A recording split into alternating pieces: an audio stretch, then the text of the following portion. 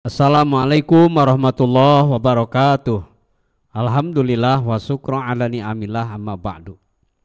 Pendengar dan pemirsa yang dirahmati Allah Subhanahu wa taala.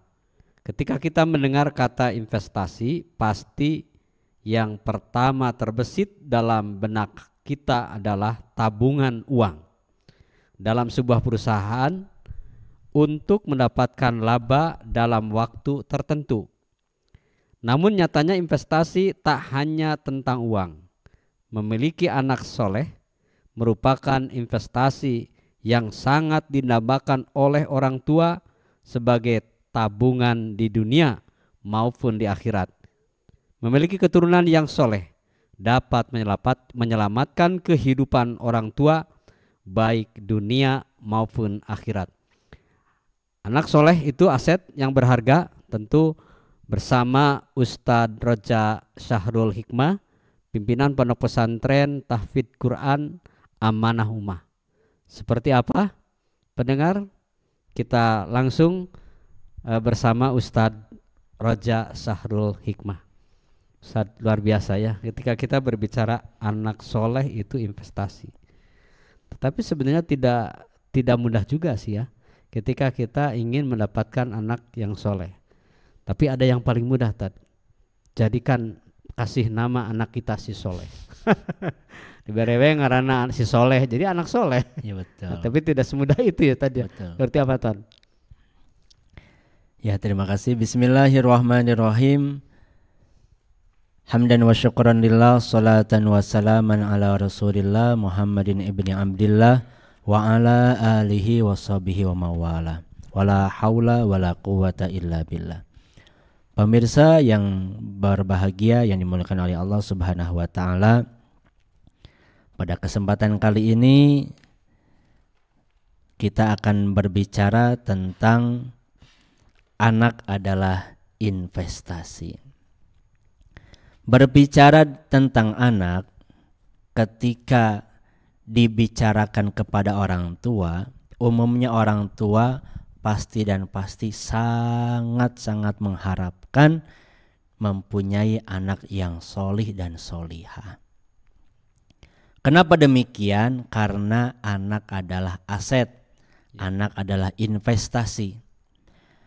Akan tetapi perlu kita ketahui salah satu sabda Nabi, kullu mauludin yuladu alal fitrah. Anak itu dilahirkan dalam kondisi fitrah. Yang menjadikan seorang anak itu beragama Yahudi, Nasrani, Majusi adalah orang tuanya. Maka ini menjadi perkara yang sangat penting yang perlu kita ketahui. Anak itu bagaikan sebuah kertas putih. Tinta yang kita coretkan di kertas putih itu adalah tergantung orang tuanya. Kalau yang kita tuliskan adalah tinta hitam, itulah yang akan menempel dalam diri seorang anak. Ketika kita menuliskan tinta warna merah, itulah yang akan tertanam dalam anak kita. Ini menunjukkan bahwa mencetak anak soleh itu sebenarnya yang pertama kali harus disolehkan siapanya? Orang tuanya. Nah, kenapa? Supaya dia akan menulis di kertas putih itu tulisan-tulisan yang baik, tinta-tinta yang baik. Kenapa? Karena ingin menulis perkara yang baik, ingin menjadikan buku yang baik. Ketika kita ingin punya anak yang soleh, langkah paling pertama yang dibuat orang tua adalah bagaimana saya mensolehkan diri saya terlebih dahulu.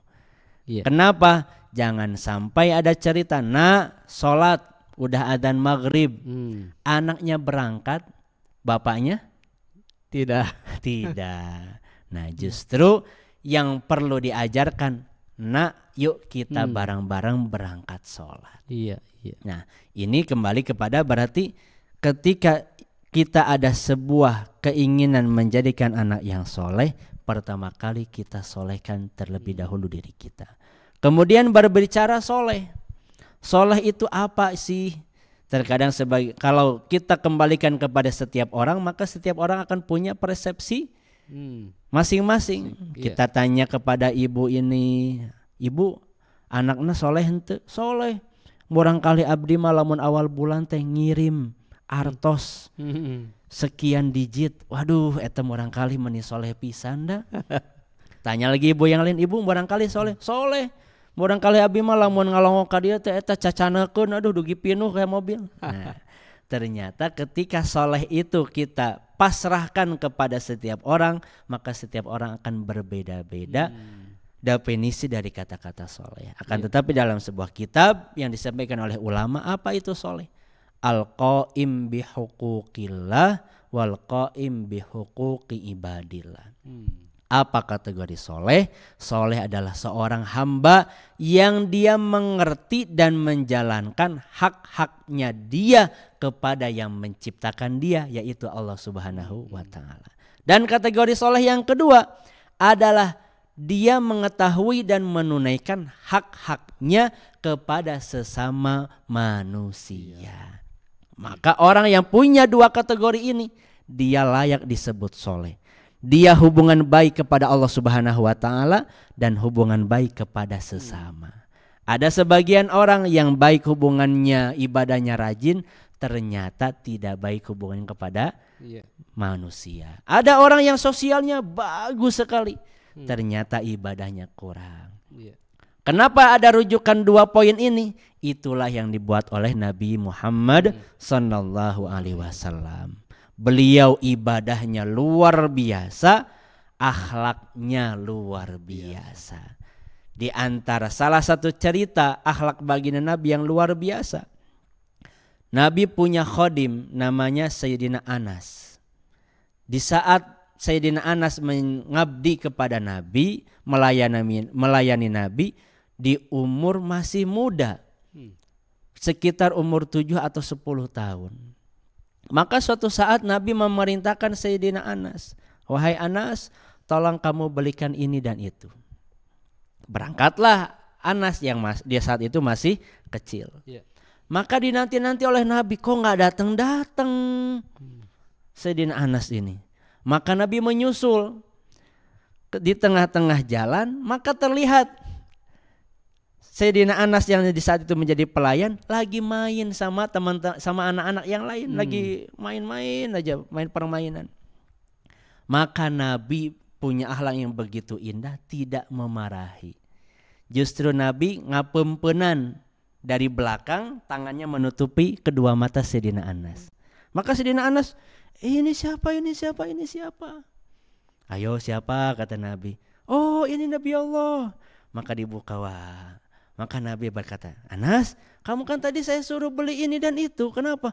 Iya Nabi, tadi lagi pertengahan jalan teman-teman ngajak main, akhirnya saya ikutan main deh. Aduh, jangan gitu, sok sekarang berangkat. Nah, kalau kita menyuruh anak kemudian anak itu begitu malah nggak ngerjain apa yang kita tugaskan, gimana? Dimarahin. Nah itu, inilah dua poin. Ketika kita ingin mencetak anak soleh, kedepankan ibadahnya, kedepankan akhlaknya. Usaha untuk mengenalkan dia kepada Allah dan usaha menanamkan kepada anak kita tata krama yang baik. Dengan demikian maka dia akan punya hubungan yang baik kepada Allah sebagai hamba Allah, dan dia akan punya hubungan baik sesama manusia. Sehingga kalau yang seperti ini semua orang akan sepakat bahwa anak soleh itu adalah anak yang akhlaknya baik dan ibadahnya baik. Nah, dengan demikian maka kita harus mulai pertama kali ketika ingin punya anak soleh adalah pertama kali harus punya keinginan bagi setiap pasangan atau setiap suami dan istri. Bahkan kalau dibahas secara detail, ketika ingin mencetak anak soleh itu persiapannya malah sebelum nikah. Betul. Maksudnya persiapan sebelum nikah bagaimana? Mencari pasangannya jangan asal-asalan. Betul. Iya. Gitu. Iya. Luar biasa Tad. Jadi ternyata pemirsa dan pendengar, kita bangga anak kita menjadi anak yang juara ya di sekolahnya, ranking 1, berprestasi. kemudian mendapatkan tabungan gratis, diberi uang lah ya gitu. Kemudian juga anak kita pandai bahasa Inggris, hebat matematika. Nah ternyata menurut Pak Ustadz Roja barusan, pendengar pemirsa, tidak cukup itu saja menjadi anak yang soleh. Kalau belum lengkap, anak kita juga harus seimbang. Ya pintar matematika, fisika dan yang lainnya, ya juga pintar baca Qur'annya, pintar baca hadisnya, pintar sholatnya. Dan ada pula yang sangat penting, jadi salah satu ciri anak soleh kan selalu mendoakan ibu bapaknya ya. Sampai-sampai Rasul ketika salah satu anak yang lupa mendoakan ibu bapaknya satu hari satu malam, sampai dikatakan anak yang durhaka. Itu luar biasa ya, ngeri ya. Sebenarnya tahapan-tahapan ketika berbicara anak soleh. Lebih-lebih kata Ustadz Roja, pendengar, bahwa ketika ingin anak kita soleh, ya solehkan dulu kita. Sepakat Ustadz ya? Sepakat. Iya. Apalagi Ustadz Bangga? Jadi pertama kali ketika kita ingin punya anak soleh harus diniatkan terlebih dahulu. Iya. Di antara niatnya adalah bagaimana mencetak anak dengan diawali doa. Betul. Jangan sampai malam pertama nggak doa. Iya. Kan sudah diingatkan sama Betul. Nabi, barang siapa yang mendatangi istrinya kok tidak baca doa, maka setan akan ikut bersama kedua pasangan tersebut. Ini menunjukkan sunnah Nabi itu terkadang seseorang tuh menyepelekan. Betul. Ngapain sunnah kok kalau dikerjain dapat pahala, nggak dikerjain nggak apa-apa. Iya. Bukan nggak apa-apa, rugi. Apa ruginya? Tatkala seorang ibu atau seorang istri bertemu suaminya lupa baca doa, ternyata setan ikut campur. Terjadilah seorang anak yang ternyata susah diatur. Terkadang keluar bahasa yang kurang sopan. Dasar kamu anak. Dinisbatkannya kepada setan. Iya. Nah itu diantara sebab. Karena sering ada seorang tamu datang kepada Kiai, Pak Kiai, anak saya sudah di pondok ini nggak betah. Di pondok ini nggak betah. Aduh, meni bandel pisan. Maka kiainya cukup hanya memberikan satu pertanyaan. Bapak dulu waktu malam pertama doa enggak? Enggak ada, enggak hafal. Astagfirullah. Langsung brus. Ini gara-gara satu amalan sunnah ditinggalkan, Bapak ruginya bertahun-tahun.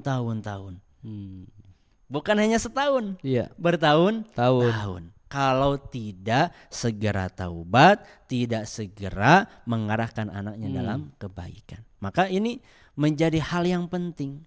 Ketika kita menikah, sudah membuat sebuah komitmen kepada istri kita, kita ingin punya anak yang bagaimana. Ketika ingin punya anak yang soleh, maka komitmen yuk kita bareng-bareng membuat amalan soleh. Dan hal yang penting, ketika kita ingin punya anak yang soleh, kita harus tahu terlebih dahulu hak-hak kita yang harus ditunaikan kepada anak. Jangan hanya ditunjukkan satu pihak untuk dituntut, kita lupa menunaikan hak. Biasa orang tua mengatakan, kamu kan anak, surganya di bawah telapak kaki ibu, kamu harus hormat. Ternyata kitanya tidak memudahkan anak supaya bisa hormat kepada kita. Maka Nabi menyampaikan, rahimallahu walidan a'ana waladahu ala birri. Semoga Allah merahmati seorang ayah atau seorang ibu atau orang tua yang dia menolong anaknya untuk berbuat baik kepadanya. Maknanya anak bisa berbuat baik anak bisa berbakti kepada orang tua ketika orang tuanya membantu anaknya supaya mudah berbuat baik. Maknanya membantu bagaimana? Memberikan contoh dan mengarahkan kepada perkara-perkara yang baik. Maka salah satu kisah diceritakan dalam kitab Tanbihul Ghafilin. Ada seseorang datang kepada Sayyidina Umar. Bapaknya ini mengeluhkan, wahai khalifah, ini anak saya durhaka. Maka Sayyidina Umar bertanya, wahai anak, apakah betul kamu durhaka? Sebelum saya menjawab, wahai khalifah, saya ingin bertanya, apakah saya punya hak yang harus ditunaikan oleh ayah saya? Oh, punya tuh. Maka Sayyidina Umar menyampaikan, haknya orang tua adalah memberikan ibu terbaik. Haknya orang tua adalah memberikan ajaran terbaik. Haknya orang tua adalah memberikan nama terbaik. Maka anaknya bilang, wahai Sayyidina Umar, wahai khalifah, ayah saya tidak memberikan itu semua. Ibu saya adalah seorang budak yang dibeli 400 dirham. Saya diberikan nama, tidak nama yang jelek, kalau diartikan Indonesia kelelawar hitam. Yang ketiga, saya tidak pernah diajarkan Al-Quran dan tidak pernah diajarkan pendidikan yang baik. Maka Sayyidina Umar marah, langsung mengusir ayah tadi. Berarti maknanya ketika kita ingin menjadikan anak kita soleh, kita harus ingat dan harus mempelajari bagaimana hak saya yang harus ditunaikan kepada anak. Sehingga anak itu kita bimbing untuk menuju keridhaan kita sebagai orang tua, dan anak kita bimbing menuju ridhonya Allah. Alangkah kesusahan seorang anak disuruh makan tapi tidak diajari cara memegang sendoknya yang baik, cara bagaimana ngambil nasinya yang baik. Akhirnya dia makan sebagaimana bebek. Kenapa bisa seperti itu? Ketika orang tuanya tidak mengajarkan. Ketika orang tuanya mengarahkan, maka anak akan terarah. Ketika orang tua tidak mengarahkan, maka anak menjadi salah jalan. Maka Allah Subhanahu wa taala merahmati orang tua yang mana dia membimbing dan membantu anaknya untuk berbuat baik kepadanya. Berarti ini ibu adalah sekolah pertama, ya. Betul. Tarbiyatul ula. Dan ini juga Ustaz, ketika kita ingin menjadikan anak kita soleh, menjadi investasi ketika kita meninggal, tentu tadi begitu lengkap Ustaz sampaikan bahwa persiapan tidak mudah. Tidak mudah, tentu harus terpenuhi beberapa unsur yang tadi disebutkan, dan juga tidak kalah penting ya tadi ya, harus berhati-hati memberikan makan kepada anak kita. Subhat saja tidak boleh, apalagi summa nauzubillah ya diberikan yang haram. Itu sangat berpengaruh karena akan mengalir di dalam sekujur tubuhnya darah yang haram ketika diberikan makanan yang haram. Nah, upaya-upaya tersebut mungkin juga masih ada ya ketika kita memilah-milah mana halal mana haram. Padahal subhat saja harus dijauhi, jangan sampai lah gitu. Ya. Seperti apa Tat? Kembali kepada pembahasan intinya, supaya kita semangat untuk mencetak anak yang soleh itu, maka kita harus tahu dulu keutamaan anak yang soleh. Apa sih keuntungan anak yang soleh? Keuntungannya tuh buat apa kepada kita? Maka kata Nabi, idza mata ibnu Adam inqata'a amaluhu. Ketika anak Adam itu meninggal dunia, maka akan terputus semua amalnya. Kenapa terputus? Karena sudah meninggal, tidak bisa lagi sholat, tidak bisa lagi baca Quran, tidak bisa lagi beramal-amal kebaikan yang lain karena sudah meninggal dunia. Maka ada 3 perkara yang akan terus mengalir kata Nabi. Yang pertama sedekah jariyah, yang kedua ilmun yuntafa'u bih, ilmu yang bermanfaat, yang ketiga waladun sholih yad'u lahu, anak soleh yang mendoakan orang tuanya.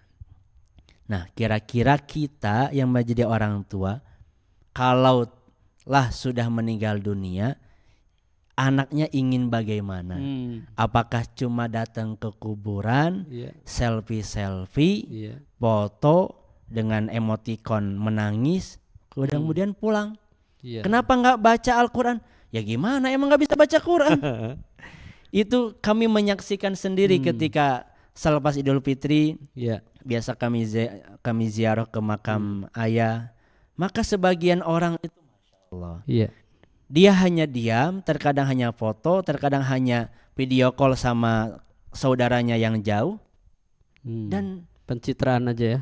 Pencitraan saja. Kemudian ingin doanya tuh ngundang ustaz. Dan luar biasa ketika salah satu keterangan menyebutkan di alam akhirat nanti ada seorang orang tua tiba-tiba diberikan mahkota oleh Allah kan ya.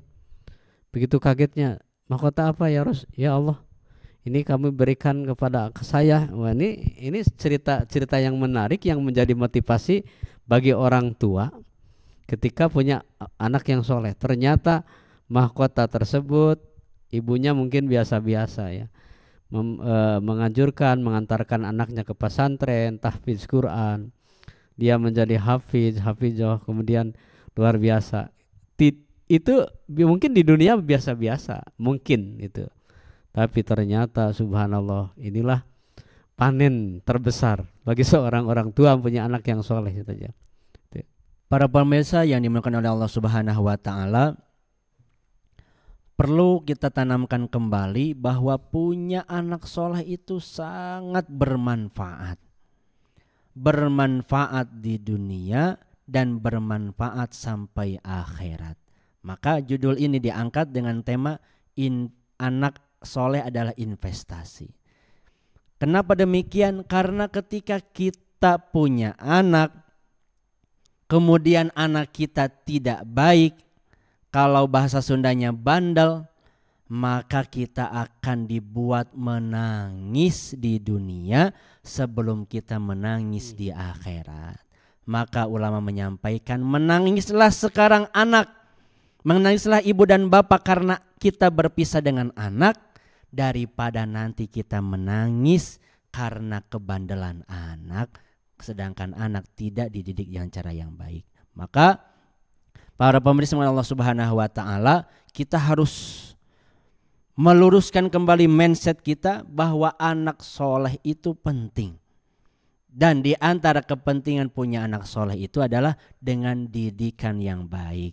Berapa banyak sekarang orang tua yang kurang betul pemikirannya, dia memilih anak yang pintar ke sekolah umum, anak yang kurang pintar dilarikan ke pesantren. Padahal salah satu sabda Nabi, barang siapa yang punya anak yang soleh, kemudian anak soleh tersebut menjadi hafiz Quran, maka orang tuanya akan diberikan mahkota terbaik yang tidak bisa dihargakan dengan harga nilai dunia.